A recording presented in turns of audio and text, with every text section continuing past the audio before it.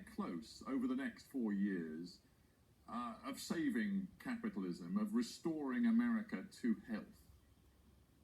Well, my book and my philosophy, as it were, is that the only way that you can have a buoyant and healthy capitalism is if you have a growing and buoyant middle class. The poor can ascend into and also can provide enough aggregate demand to keep an economy going. That's not the direction we are going in now.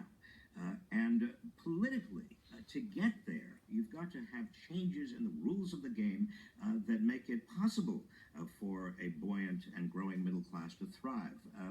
You can, right now, our politics in the United States is totally dysfunctional. It's polarized, it's angry. If Hillary Clinton were to become president tomorrow, there's very little that she would be able to do legislatively to help the middle class to turn both politically and economically the country around. Right, because if I may say so, we've talked party politics. You're not really, if I look at your writings and your thoughts, you're not really confident that anybody can deliver the sort of fundamental structural change America needs. I mean, to quote you, this extraordinary concentration of income, wealth, and political power in the US at the very top imperils all else. Our economy, our democracy, the revival of the middle class, the prospects for poor people, people of color, climate change, even a sensible foreign policy. I mean, you seem to be saying that the inequality in the United States today, the growing gap between the super rich and everybody else, is corroding the entire system.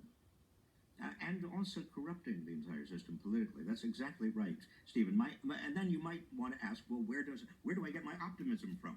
Because I am a very optimistic fellow. I get the optimism. I think it will be corrected because I look at American history. I look at the 1830s. I look at the progressive period between 1901 and 1916, the 1930s, the New Deal, and also to a significant extent the 1960s. And what you see in the United States is an almost really remarkable resilience, a corrective mechanism where people put ideology aside, roll up their sleeves and get on with what has to be done to save capitalism from its own excess. But you seem so hung up these days on inequality and using legislation and regulation